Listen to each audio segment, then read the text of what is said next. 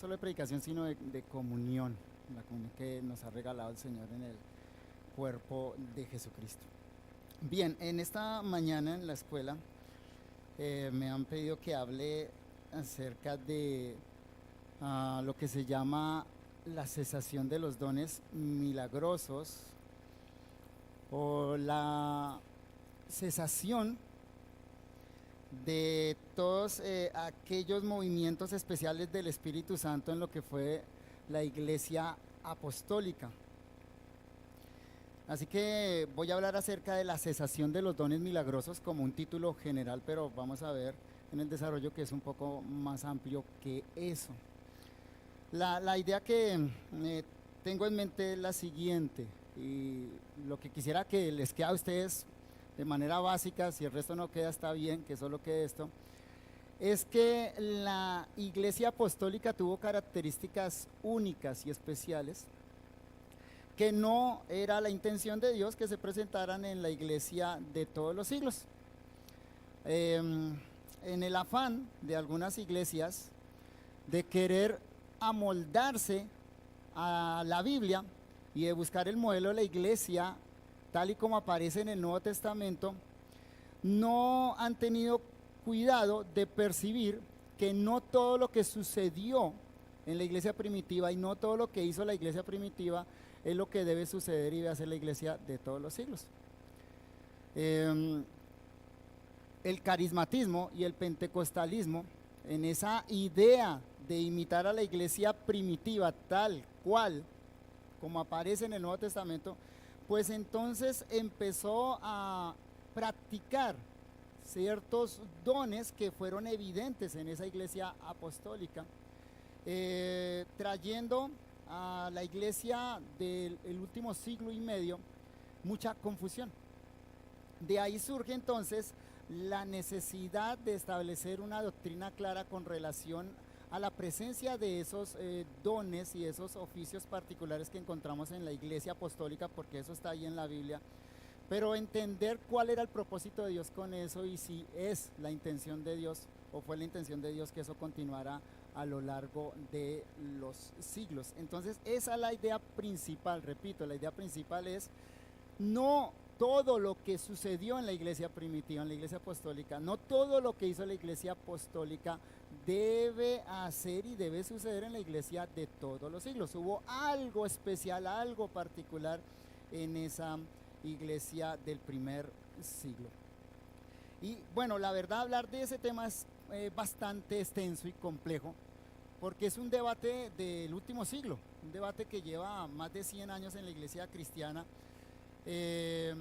Y yo lo que voy a hacer en este tiempo que tengo acá es resumir los argumentos del pastor Samuel Waldron en su libro Continuarán. Así que si ustedes quieren conocer más de fondo los argumentos, quieren investigar un poco más este tema, les recomiendo el libro del doctor Samuel Waldron. El libro se llama Continuarán. El nombre es bien interesante, bien sugerente, ¿no? Continuarán. Obviamente la referencia en el título del doctor Waldron es acerca de todos esos dones milagrosos y esos oficios especiales que aparecen en la iglesia cristiana. ¿Será que era la intención de Dios que continuara? Ese debate hoy en día se conoce con dos nombres que se le han dado a dos posturas. Una es la postura continuacionista, que básicamente dice que los dones milagrosos y los oficios milagrosos que estaban presentes en la iglesia primitiva deben continuar en la iglesia de todos los siglos. Por eso se le llama continuacionismo, ¿sí?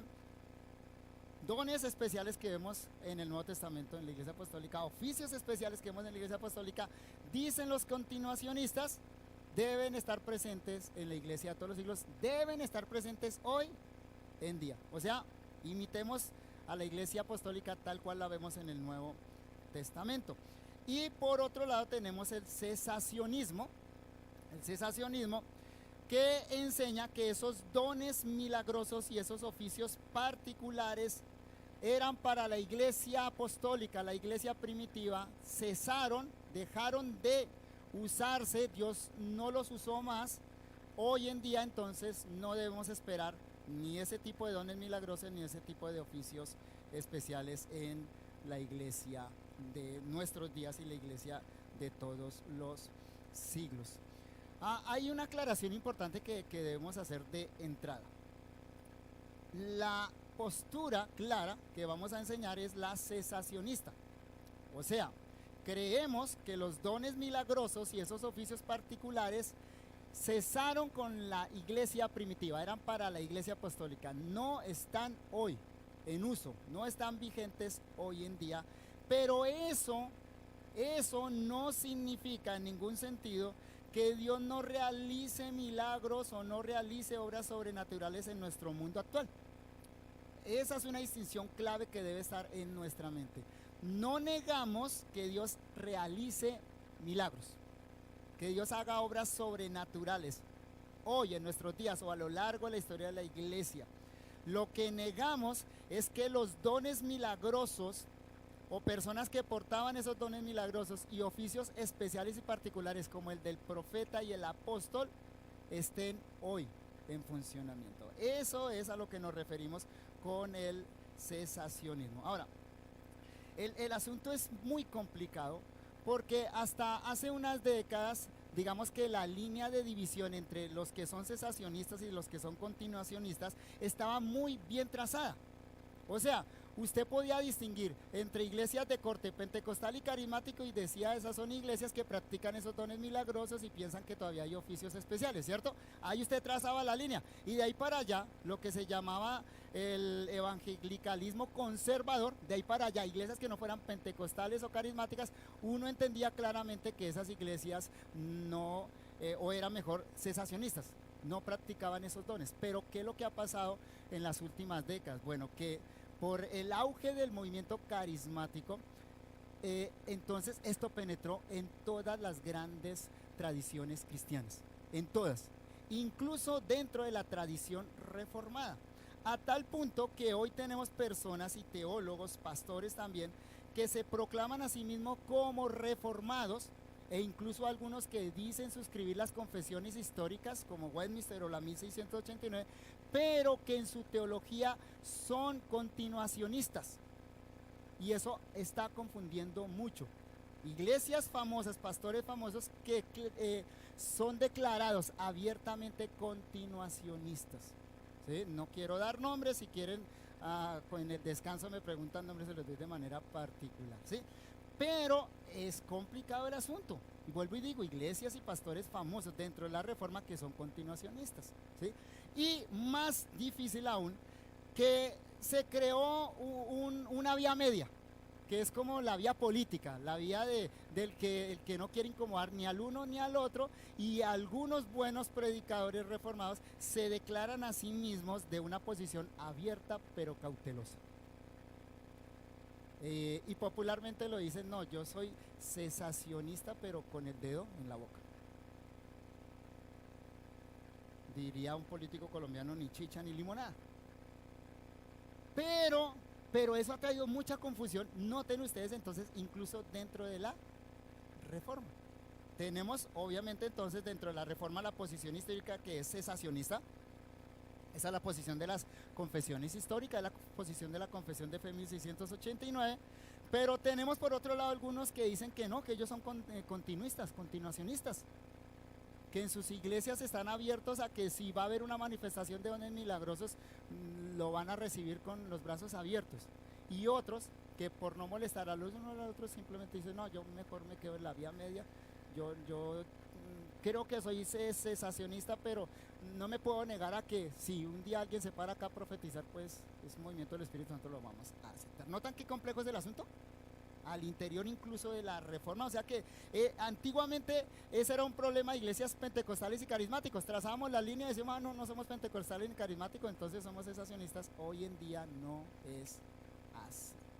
Hay bautistas que son continuacionistas, presbiterianos que son continuacionistas, etcétera, etcétera. Así que vamos a tratar de resumir al máximo los argumentos del pastor Waldron, que él explica, lo hace en un argumento de cascada.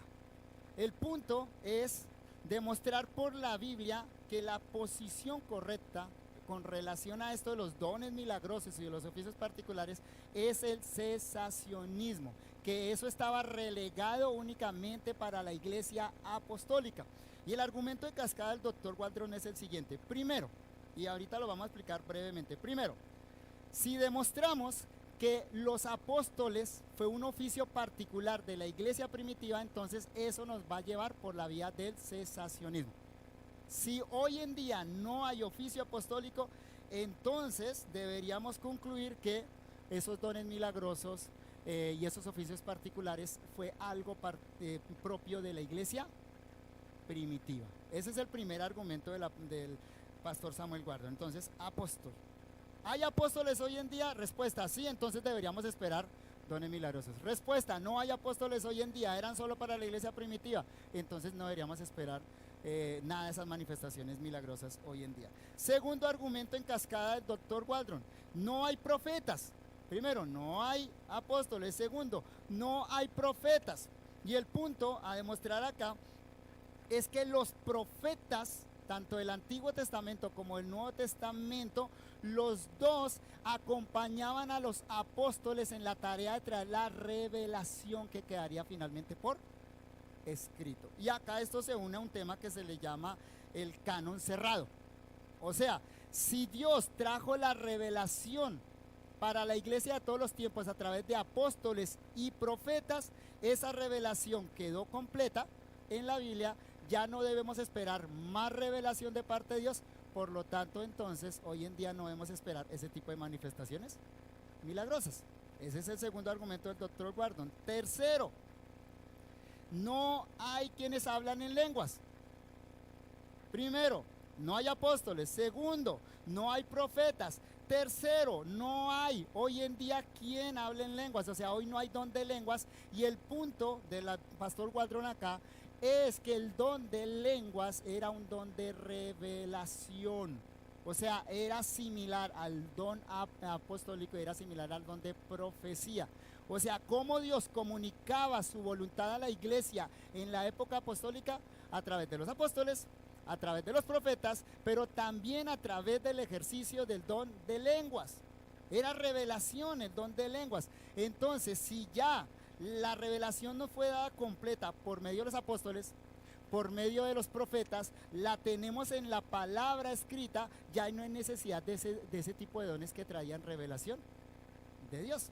Decir que hoy hay don de lenguas, de acuerdo al entendimiento bíblico, implicaría que Dios está dando nuevas revelaciones que deberían ser añadidas a las sagradas escrituras. Entonces, debemos concluir que no hay don de lenguas hoy en día.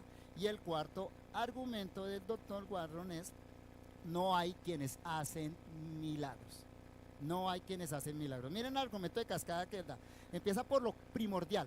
No hay apóstoles, no hay profetas, no hay don de lenguas, no hay dones milagrosos, no hay sanidades, alguien que tenga ese don para sanar o para hacer milagros portentosos. ¿Por qué razón?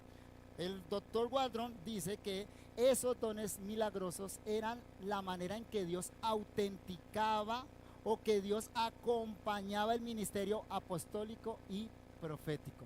Como Dios decía, este sí es un apóstol de Cristo, este sí es un profeta de Cristo, lo decía a través de milagros. Era la manera en que ellos autenticaban su ministerio apostólico y profético. Ya que no hay apóstoles, ya que no hay profetas, ya que ya no hay don de lenguas, entonces ya no hay necesidad de milagros, de alguien que porte el don de milagros. Ese es el argumento de cascada del doctor Samuel Waldron. Vamos a mirar brevemente cada uno de los puntos que mencioné. Primero, no hay apóstoles.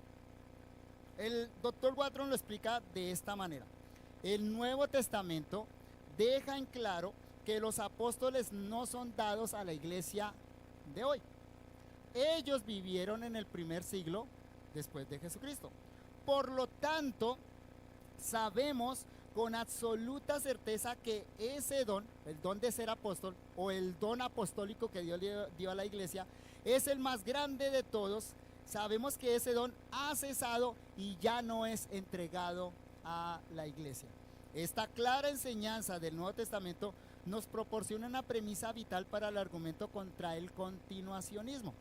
Y a menos de que se desee contradecir la más clara evidencia bíblica, el continuacionismo no puede afirmar que no existe diferencia entre los dones entregados a la iglesia de nuestros tiempos y los dones entregados a la iglesia del primer siglo. Hay una diferencia radical, por lo menos una, empieza el doctor Waldron con esto, hay una diferencia radical entre la iglesia del primer siglo y la iglesia del resto de los tiempos. No es igual la iglesia del primer siglo a la iglesia del resto de los tiempos. Noten algo.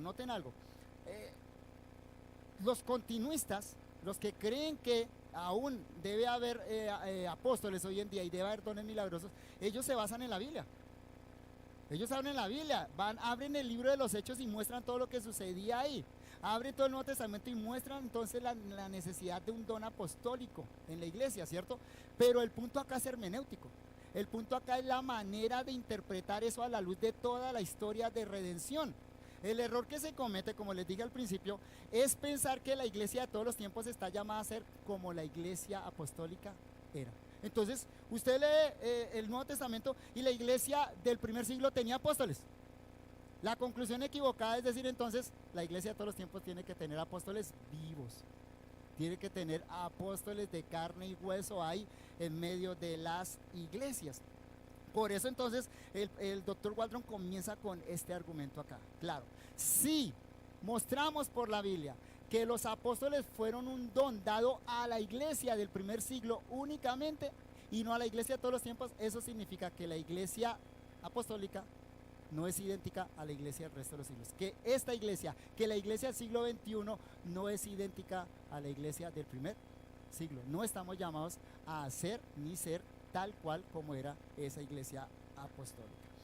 Ahora, algo importante es entender que la palabra apóstol, en griego apóstoles, posee en el Nuevo Testamento un significado general, pero también posee un significado técnico, un significado teológico. El significado técnico y teológico significa alguien que obra en representación de otro. Esa es la clave para entender esto de los apóstoles. Por ejemplo, el Nuevo Testamento enseña que Jesucristo fue el apóstol del Padre. Y hay muchos textos, yo solo voy a citar de memoria los textos porque no nos va a dar el tiempo de estar buscando en la Biblia y leerlos. Jesucristo dice, el Padre me envió, yo no hago mi voluntad sino que hago la voluntad del Padre. Mis palabras no son mías, las palabras que yo doy me las dio ¿quién? El Padre. Notan, todo lo que hizo Jesucristo no lo hizo por voluntad propia ni a nombre propio, lo hizo a nombre de ¿quién? Del Padre, y por eso se llama el enviado del Padre. Eso significa apóstol, o sea, Jesucristo, primariamente él era el apóstol del Padre, representaba al Padre y todo lo que hizo, lo hizo a nombre del Padre. De manera similar, los apóstoles de Cristo obraron en representación de Cristo, no obraban a título personal, a título particular. Ellos recibieron una comisión especial de Cristo y recibieron la autoridad de Cristo para hacerlo. Miren este texto, este sí vale la pena mirarlo, de Juan capítulo 20, versículo 21. Y noten acá algo, que es una comisión particular para los apóstoles. Juan 20, 21.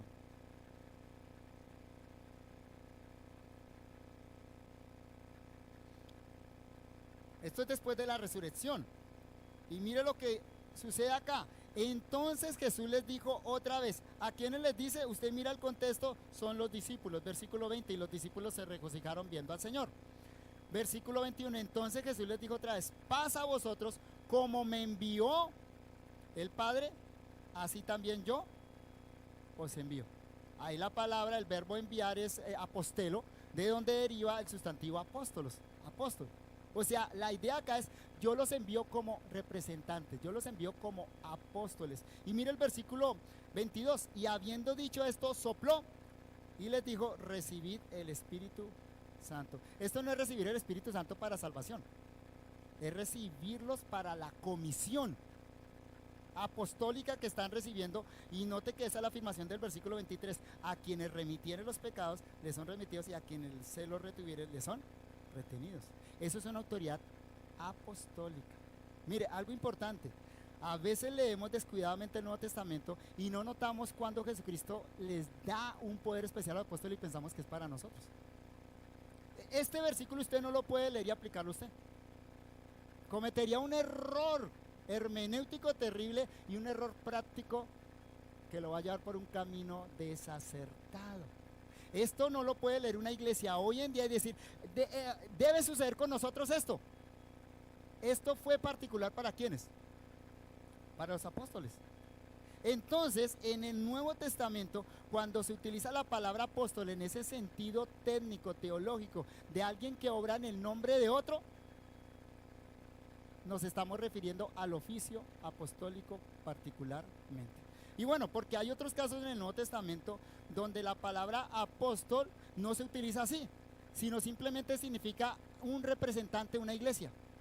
Por ejemplo, Epafrodito se le llama el representante de los filipenses para con Pablo. Pablo lo llama el apóstol vuestro.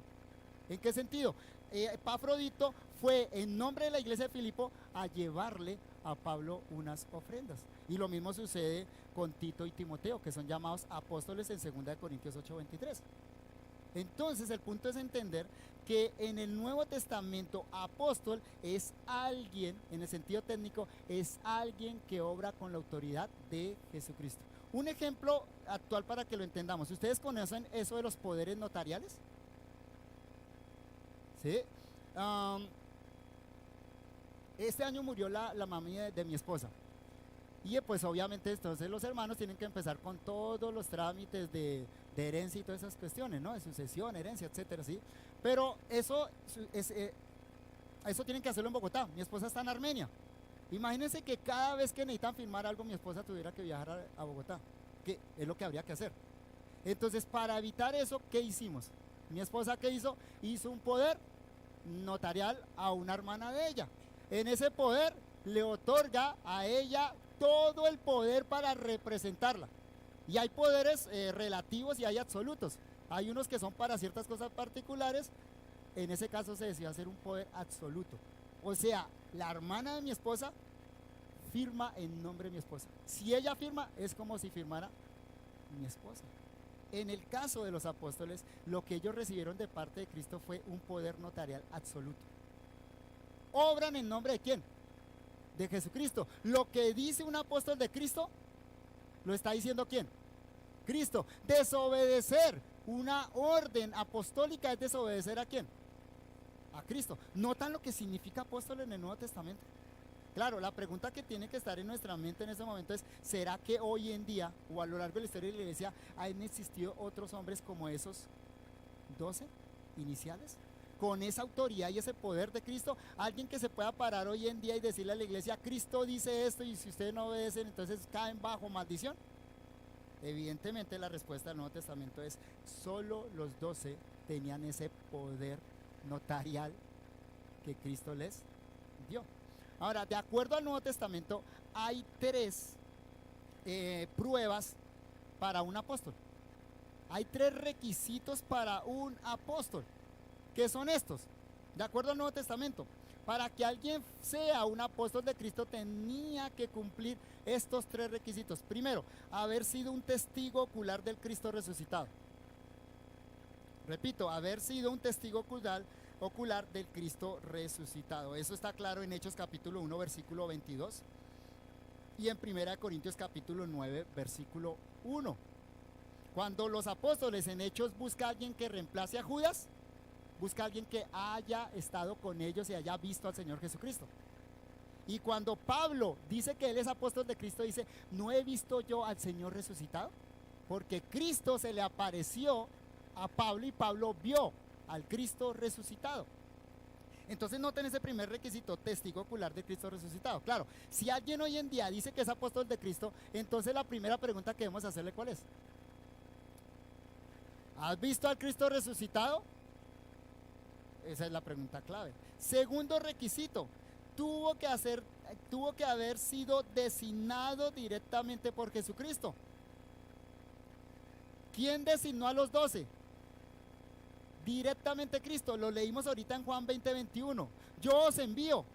Jesucristo mismo fue el que eligió a los apóstoles uno a uno, los llamó, vengan, los haré pescadores de hombres. Jesucristo mismo fue el que les dio un poder para escribir la revelación a los apóstoles. Allá en Juan capítulo 14 dice el Espíritu Santo vendrá sobre ustedes y les recordará todas las cosas que os he dicho. Eso se lo promete Cristo. ¿A quién? ¿A todos los cristianos? A los apóstoles únicamente, ¿sí? Entonces es Cristo el que designa quiénes son los apóstoles.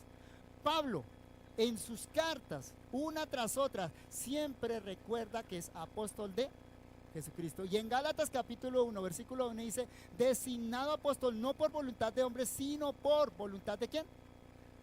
De Jesucristo. Y tercer requisito, que eso tiene que ver con lo último que vamos a mencionar acá, es los apóstoles debían tener la capacidad de confirmar su misión mediante señales milagrosas. Debían tener lo que el apóstol Pablo llama las señales de apóstol. ¿Cómo confirmaban de manera visible para la iglesia que ellos eran apóstoles de Cristo? A través de los milagros que realizaban.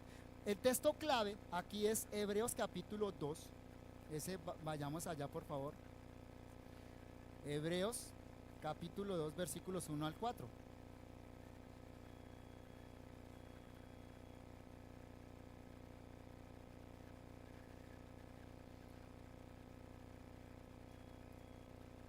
Por tanto, es necesario que con más diligencia atendamos a las cosas que hemos oído, no sea que nos deslicemos. Porque si la palabra dicha por medio de los ángeles fue firme y toda transgresión y desobediencia recibió justa retribución, ¿cómo escaparemos nosotros si esperamos una salvación tan grande? Está comparando el antiguo pacto con el nuevo. Dice que el nuevo pacto es más grande, hemos recibido una revelación más grande. Y mire entonces lo que concluye el autor de Hebreos, ahí en el versículo 3. ¿Cómo escaparemos nosotros si esperamos una salvación tan grande? La cual, habiendo sido anunciada primeramente ¿por quién? El Señor Jesucristo, el apóstol del Padre, ¿cierto? Nos fue confirmada por los que. ¿Quiénes son esos que oyeron? Ese oyeron ahí tiene un sentido técnico. O sea, no todos los que escucharon a Cristo predicar, sino los que oyeron y siguieron a Cristo y Cristo eligió. O sea, que se está refiriendo a los apóstoles. Y mire lo que hizo Dios para autenticar que ellos eran apóstoles de Cristo. Versículo 4. Testificando Dios juntamente con ellos, con señales y prodigios y diversos milagros y repartimientos del Espíritu Santo según su voluntad. ¿Cuál era el propósito de los milagros? Según ese versículo 4. ¿Para qué envió Dios esos milagros?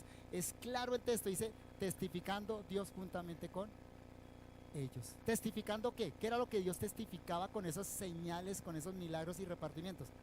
Que ellos eran los que oyeron a Cristo y fueron comisionados por Cristo.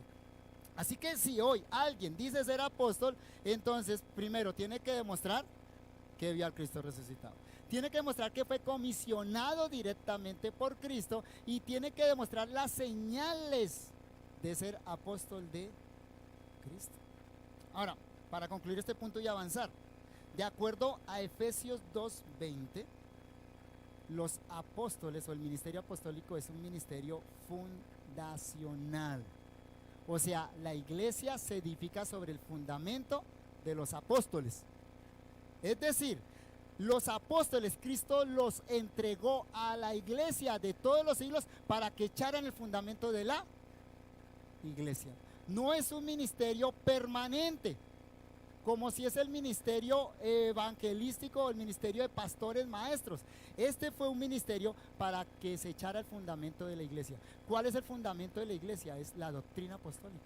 La piedra angular, Cristo, por supuesto, pero el fundamento sobre el que edifica la iglesia es la doctrina apostólica. Entonces, terminemos diciendo esto en este punto. ¿Tenemos apóstoles? Sí. Es una pregunta sutil, con trampa. ¿Tenemos apóstoles? Sí. Aquí están los apóstoles. ¿Tenemos apóstoles vivos hoy en día? No. No. O sea, Dios sí le dio apóstoles a la iglesia universal, a la iglesia de todos los tiempos, claro que sí, pero estuvieron vivos en el primer siglo, cumplen su tarea divinamente encomendada de poner la revelación por escrito, y ahora estos son los apóstoles que nosotros tenemos. Argumento de cascada, entonces no hay apóstoles. Segundo argumento en la cascada es no hay profetas. Y el doctor Waldron lo dice así: los profetas del Antiguo Testamento fueron una institución claramente regulada e identificada que contribuyó de manera prominente a la formación del canon del Antiguo Testamento. ¿Para qué dio Dios profetas en el Antiguo Testamento? Bueno, para formar el canon del Antiguo Testamento, dar revelación, que luego iba a ser parte del canon. Y no tenemos, dice Waldron, no tenemos ninguna razón para pensar que la profecía del Nuevo Testamento sea esencialmente distinta a la del Antiguo. O sea, profetas del Antiguo Testamento y profetas del Nuevo Testamento cumplieron el mismo oficio. Es que hay un argumento muy sutil y de alguien que se autodeclara reformado, muy conocido. El argumento de él es que la profecía del Antiguo Testamento era canónica, la profecía del Nuevo Testamento no era canónica.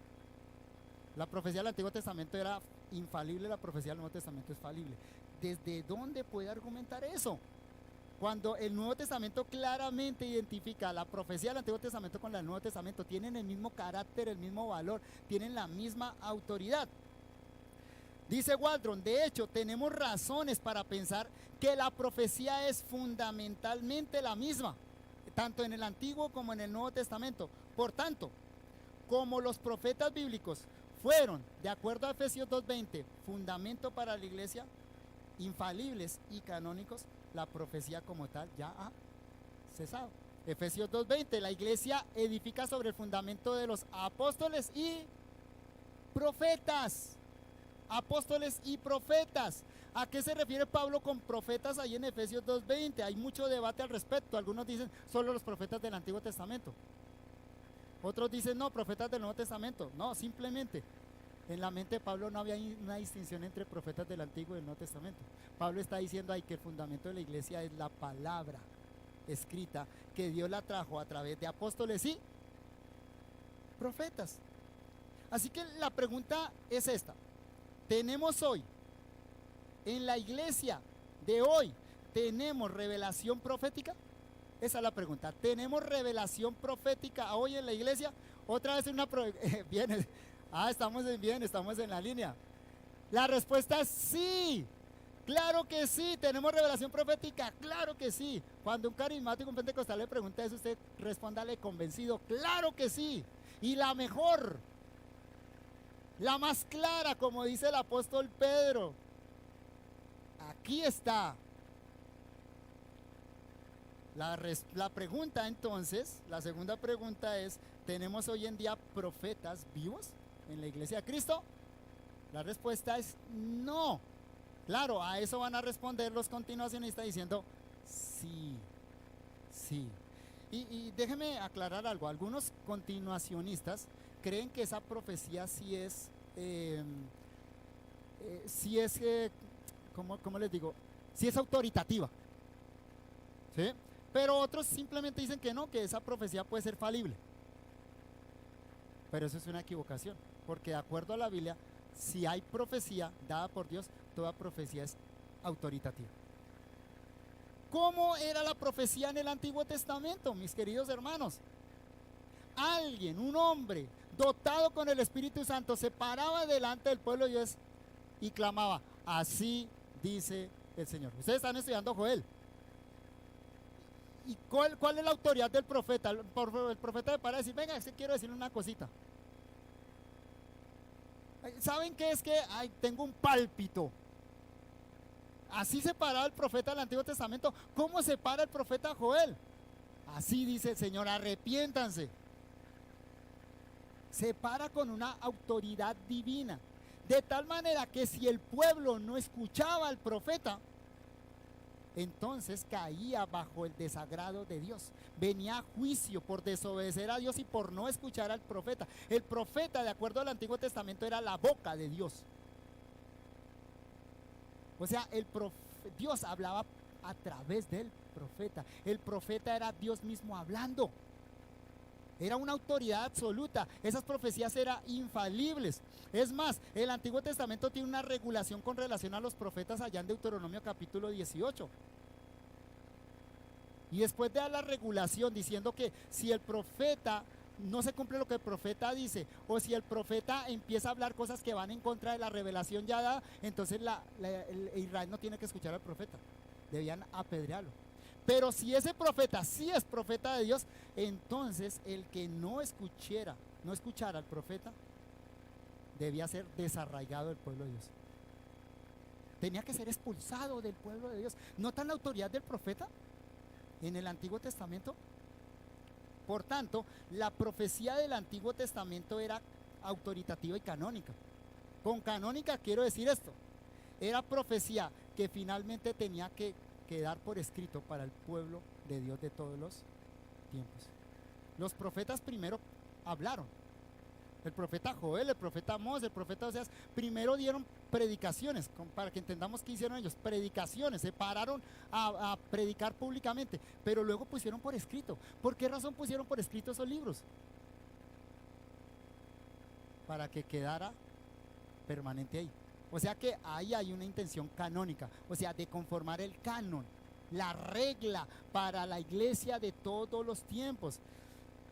Cuando el rico en el Hades mira a Lázaro en el seno de Abraham, le dice: Padre Abraham, manda a Lázaro para que les predique a mis familiares, seguro se van a convertir si va Lázaro allá, si un muerto se levanta, entonces la gente va a creer. La respuesta de Abraham, ¿cuál es? A Moisés y a los profetas tienen, óiganlos. Esa es la percepción que la Biblia tiene en cuanto a los profetas. Ahora, cuando llegamos al Nuevo Testamento, la situación no es diferente. No encontramos una distinción en el Nuevo Testamento con relación a la profecía del Antiguo Testamento, la profecía del Antiguo Testamento, no hay. De hecho, toda la vía de evidencia en el Nuevo Testamento es que la profecía que Dios dio en la época de los apóstoles a través de profetas tenía el mismo valor de autoridad que la profecía de los hombres del Antiguo Testamento. Y una manera muy fácil de verla es: lean el libro de Hechos y ustedes van a encontrar en Hechos intercaladas citas de profecías del Antiguo Testamento, de profetas del Antiguo Testamento, con profecías que Dios iba dando a través de hombres en la iglesia primitiva. Y usted nunca encuentra una nota al pie que diga: no, esto fue profecía en el Nuevo Testamento, no tiene el mismo valor que la profecía del Antiguo Testamento. Así que en la iglesia primitiva, profecía era profecía. No importa si era la profecía del Antiguo Testamento o eran las profecías que Dios estaba proveyendo en el Nuevo Testamento a través de profetas. Si era profecía, entonces era canónica. Tercero, argumento de cascada. ¿Recuerdan? No hay apóstoles, no hay profetas hoy en día vivos, no hay apóstoles vivos hoy en día, no hay profetas vivos hoy en día. Tercer argumento en cascada: entonces no hay don de lenguas hoy en día. ¿Por qué razón? Waldron explica así: por otro lado, el hablar en lenguas es sustancialmente equivalente a la profecía, de acuerdo con el Nuevo Testamento. Según 1 Corintios capítulo 14 versículo 5, ahorita lo leemos, hablar en lenguas más su interpretación equivale a profetizar. ¿Ven el punto del argumento? En vista de eso, hablar en lenguas, así como profetizar, también ha cesado. La clave de este argumento es que hablar en lenguas fue una forma de profecía. Miren 1 Corintios capítulo 14 versículo 5.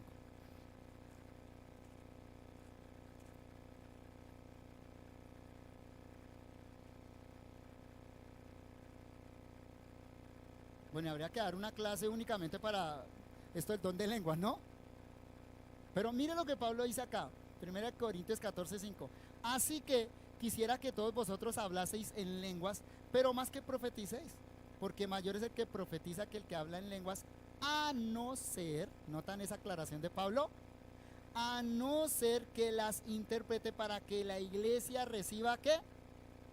edificación. ¿Vieron eso? Y mire lo que había dicho el don de profecía en el versículo 3. Pero el que profetiza habla a los hombres para edificación, exhortación y consolación. Ven que en la mente de Pablo, si en la iglesia había lenguas y se interpretaban las lenguas, ¿era equivalente a profetizar? O sea, el problema que Pablo está atacando allá es parecido al que sucede hoy en día en las iglesias. Algo que ellos llamaban lenguas que no eran lenguas, que nadie entendía y que además nadie interpretaba. Entonces, ¿cómo quedaba la iglesia? Sin entendimiento. Y Pablo, en medio de la corrección de ese problema, dice que si Dios da lenguas y alguien interpreta esas lenguas, es lo mismo que si alguien estuviera profetizando. Así que ahí hay una afirmación muy clara con relación al don de lenguas. Si el don de lenguas existe hoy en día, entonces el don de lenguas es un mecanismo que Dios utiliza para revelar su voluntad. Y si Dios está revelando su voluntad a través de lenguas o de profecías, esa voluntad debería quedar consignada aquí, en el canon bíblico. Así que las lenguas deben ser identificadas como una forma de profecía. Y si la profecía ha cesado, entonces las lenguas también han cesado. Porque esa era la función del don de lenguas. Traer la voluntad de Dios, revelar la voluntad de Dios a una iglesia que todavía no tenía completo el canon bíblico. Mire que este tema está entonces muy relacionado al canon bíblico. Mientras la iglesia no tuviera toda la Biblia, entonces Dios iba a estar revelando su voluntad a través de medios especiales. Por eso la iglesia del primer siglo, que no tenía el canon completo, tenía entonces apóstoles, tenía profetas, pero también tenía personas que ejercían el don de lenguas y otros que interpretaban lo que decía el que hablaba en lenguas. Era la manera como Dios hacía conocer su voluntad a la iglesia. Hermanos, piénsenlo de nuevo, no tenían el Nuevo Testamento. ¿Usted se imagina cómo era la situación particular? Era una situación particular la iglesia del primer siglo. Si necesitaban conocer la voluntad de Dios. Pensémoslo. Ustedes están ahora con el proceso de establecer pastorado, ¿cierto? ¿A dónde acuden ustedes para mirar cómo establecer un pastorado? Y particularmente, ¿a dónde van? A Timoteo y a Tito, ¿cierto? Por lo menos 1 Timoteo, Tito. Pero si no estuviera escrito 1 Timoteo y Tito allá en la iglesia primitiva, y la iglesia quería establecer pastorado, ¿qué hacían? Queremos establecer pastores. ¿Cuáles son los requisitos para un pastor? No estaba escrito todavía todo. Pablo no había escrito 1 Timoteo y Tito. ¿Qué hacía la iglesia? Esperemos hasta que Pablo escriba 1 Timoteo y Tito. No, Dios revelaba su voluntad de manera directa e inmediata a través de esos dones milagrosos. La iglesia primitiva necesitaba eso por causa de su situación particular. Era una situación particular la iglesia del primer siglo. La situación de la iglesia posapostólica es diferente. Porque la iglesia posterior a los apóstoles, nosotros dentro de esa iglesia sí tenemos el canon completo. Y acudir a algo diferente al canon, entonces es negar el ministerio apostólico y profético que Dios le dio a la iglesia de todos los siglos. Y el cuarto argumento, ya para terminar, recuerden, no hay apóstoles, no hay profetas vivos hoy en día, no hay don de lenguas porque Dios ya no está revelando su voluntad así, ya está completa en la Biblia. En cuarto lugar, no hay quienes realicen milagros hoy en día.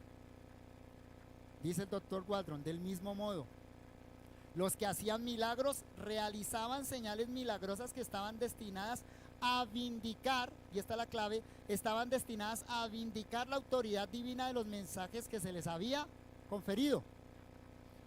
Resulta imposible entonces suponer que podría haber quienes hacen milagros en nuestros días y suponer a la vez que son apóstoles o profetas que están trayendo mensajes inspirados por Dios. Y dado que hemos concluido que los dones milagrosos de apóstoles y profetas han cesado, Debemos también concluir que Cristo ya no entrega hacedores de milagros a su iglesia. Sin embargo, esta aseveración no nos obliga a concluir, dice Waldron mismo, que Dios en nuestros días no obre milagros. ¿Dios obra milagros hoy en día? Sí. ¿Hoy en día hay hacedores de milagros? No. Y las razones ahí las expone el doctor Waldron. La razón de ser de los milagros, como leímos en Hechos capítulo 2, era autenticar a los mensajeros de Cristo. ¿Por qué hacían milagros los apóstoles? ¿Saben cuál es la razón? Eran sus credenciales de ser apóstoles. ¿Por qué hacía milagros el Señor Jesucristo mismo? ¿Ustedes han visto sobre todo el Evangelio de Juan? El Evangelio de Juan es claro en eso. A los milagros que Cristo hacía, Juan los llama señales. Cuando multiplicó el vino allá en Caná, dice, este principio de señales hizo Jesucristo. Y el Evangelio de Juan recopila 7 señales. Y al final del Evangelio, Juan dice que esas señales están escritas para que creamos que Jesús es el Cristo. O sea que los milagros de Cristo primariamente era la manera de autenticar que Él era el enviado del Padre, que Él era el Mesías. Y lo mismo entonces sucede con los apóstoles. Esos milagros autenticaban el ministerio apostólico. ¿Notan entonces que los milagros no eran primariamente para dar un beneficio a las personas? Sí, claro, había beneficio, por supuesto. Todos los que recibieron los milagros de Cristo tuvieron un beneficio, pero la mayoría se quedaron con un beneficio físico. Porque recibir un milagro, recibir una sanidad física, recibir la multiplicación de los panes, era simplemente un vehículo redentor. O sea, a través de ese milagro debió obrarse en ellos fe, para que creyeran que Jesús era el Hijo de Dios. A través de los milagros de los apóstoles, entonces eso debió decirle a la iglesia primitiva que ellos y solo ellos eran los mensajeros enviados por Jesucristo. Ese era el propósito de los milagros en la Biblia. De hecho, ¿saben qué pasa? Si ustedes leen la Biblia, van a encontrar que los milagros más bien son escasos. La Biblia recopila una historia de 4000 años por lo menos. ¿Y en cuántos periodos de esos 4000 años hubo milagros? Son contados. ¿Saben cuáles? Moisés, porque él fue el que dio la ley. Elías y Eliseo, porque con ellos empezó el ministerio profético. Jesucristo y los apóstoles, porque ellos trajeron la revelación del nuevo pacto. Y de resto usted no encuentra más milagros en la Biblia. Fueron momentos puntuales, siempre asociados a la nueva revelación que Dios estaba dando. Así que si tenemos la expectativa de que hoy haya milagros, entonces deberíamos suponer que Dios está enviando hombres con la autoridad de revelar nuevas cosas y que deberían ser añadidos a la palabra de Dios. Por eso, por esas razones y argumentos que da el doctor Waldron, entonces creemos en la cesación de los dones milagrosos y de esos oficios particulares. No hay apóstoles vivos hoy en día, no hay profetas vivos hoy en día, no hay don de lenguas hoy en día y no hay obradores de milagros en nuestros días. Gracias, hermanos.